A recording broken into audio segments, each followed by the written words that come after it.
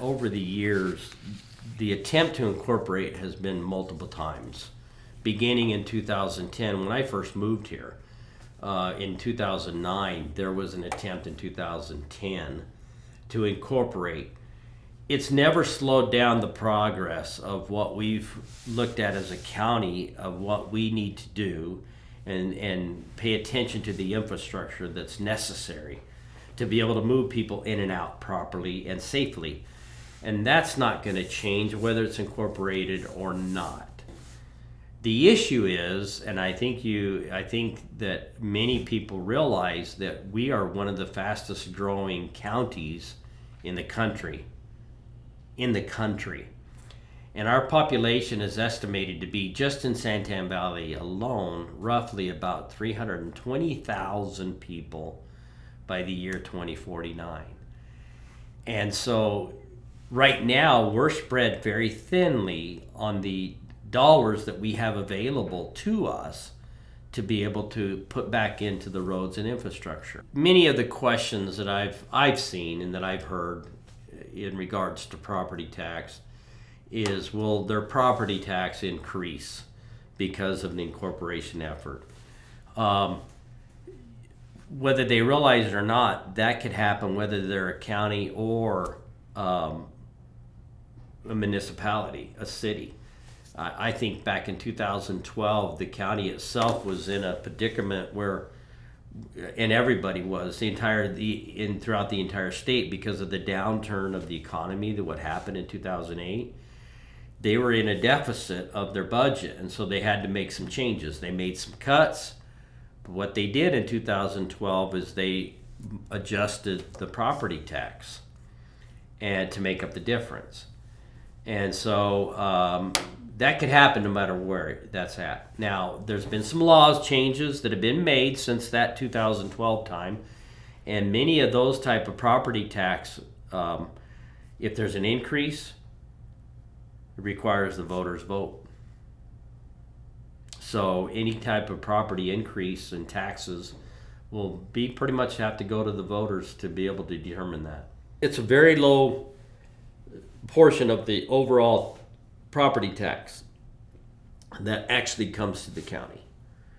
And then that is to use for all the administrative costs that the county has, including sheriff's department, county attorney's office, our public works department. It pays for some of the salaries and stuff like that. But as far as the actual construction part of the roads and infrastructure, none of the general funds goes for that. I think people need to understand that the property tax itself is totally separate from any kind of infrastructure, the roads. So when it comes to property tax, and if you look at your property tax, we did in our last town hall meeting, we showed how the property taxes, how those dollars are all split up. I think it was like 21% of those property taxes was actually county dollars. The rest of it went to your high schools, your school districts, and it went to CAC College and those type of things. If there was a fire district, it would go there. The water board, the water districts and stuff like that, those dollars go to those entities. The better question, I think, would be property taxes. Do we use any of the property taxes for our roads? No. Not a dime of property tax goes to build roads. Not a dime of it. Never has. And as far as I'm in this position, I don't want to see it happen. The reason why is because I don't think it's fair that the people that actually live here are the ones paying for the construction of the roads. Because the roads benefit all the developers, everybody that's coming out here to work and everything else. We want them to stop and eat at our restaurants or get gas out here or whatever. That's where the dollars come to help build our roads, is through those shared revenues. It's the sales tax, things of that nature. That's what the money that we use for all of our stuff comes from those. 26% of total property tax dollars goes towards county. The rest of it, 7% goes to cities and towns. 36% goes, isn't that interesting? 7% goes to city and towns. This is not a city. They get their portion of that 7%.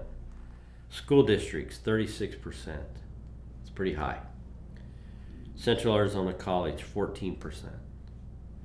Special districts get 16%.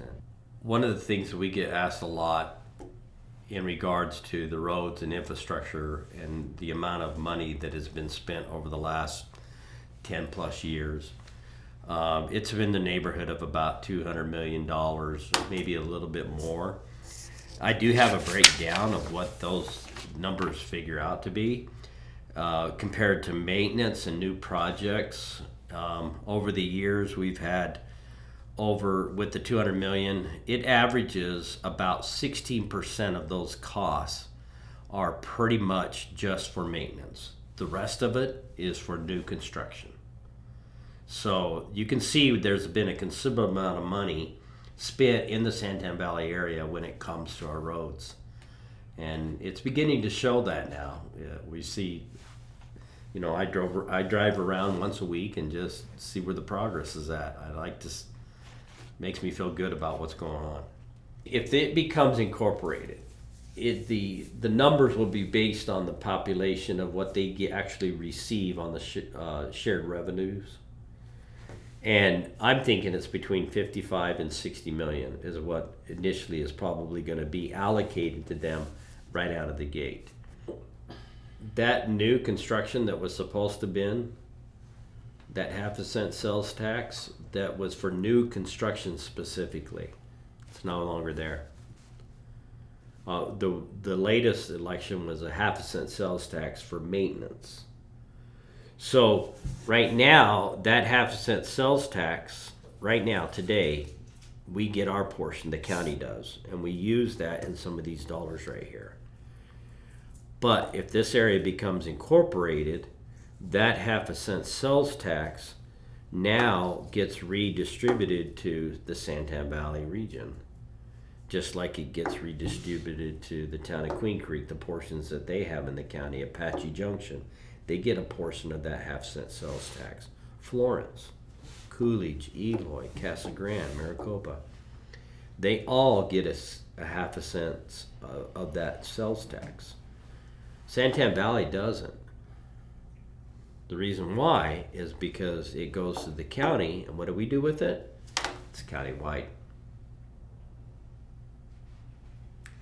If this area becomes incorporated, they would be just like Apache Junction, Florence, Eloy, Maricopa, Casa Grande, to where they would get their 0.5% based on population. So they would get their share. Here's the interesting part. Our people here in Santan Valley are already paying these sales tax dollars. And they're not benefiting from, because they're not a municipality, they're not benefiting from those dollars that they're already paying coming back for them to use here in their own roads and infrastructure. The county gets it, and we get it, and we use it countywide. Remember, we're the size of Connecticut. That's a big county, a lot of roads.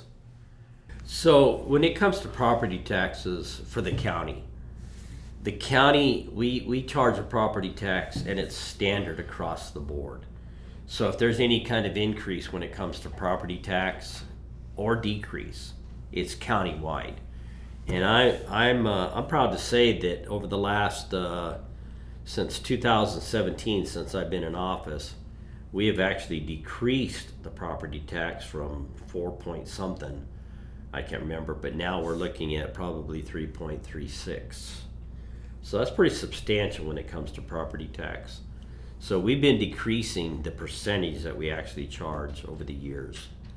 And with the current board that I'm on with, I get the impression, I know where I'm at, I want to see that continue to drop.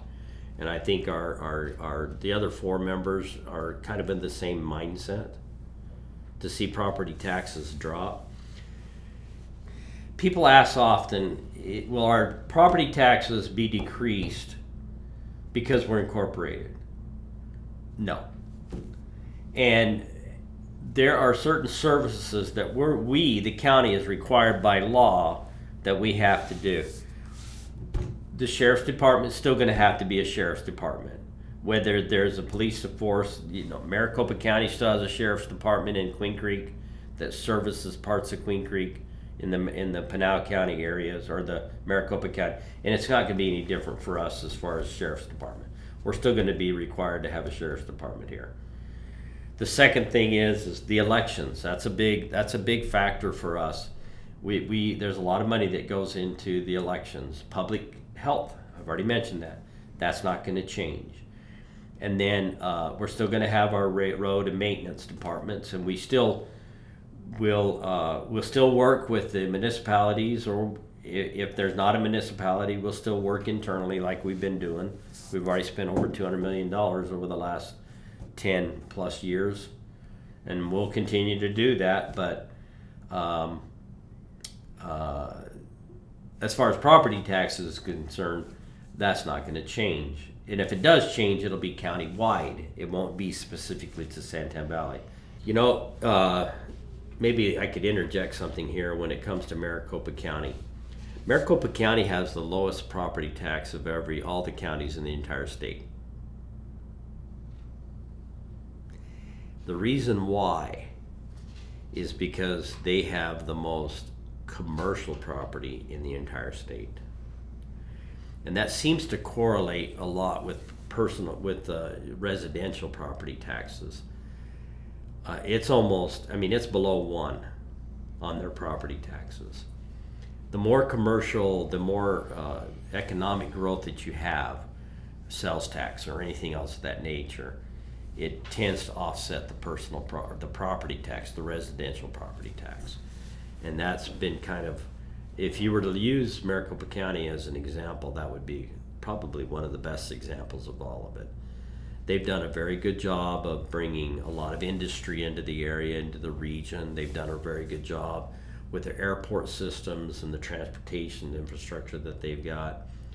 So, if there's any kind of a model to look at when it comes to the property tax, Maricopa County is probably a good one for that. The other thing that's interesting is Maricopa County has a little over 5 million people. And yet, only 250,000, roughly, are in unincorporated Maricopa County. Now, that's a massive number. We are at roughly about 250,000 unincorporated people in Pinal County. So when you do a comparison like that, that means they've got all those cities and municipalities there in Maricopa County that the governance comes from local governance in each of those communities, as opposed to the amount of the supervisors there. They have a small footprint that they're responsible for. Now they're still responsible for public health. That will never change. Public health falls under the responsibility of the county. Elections falls under the responsibility of the county for all the elections. And so that'll never change. That'll always be the same unless they change it legislatively.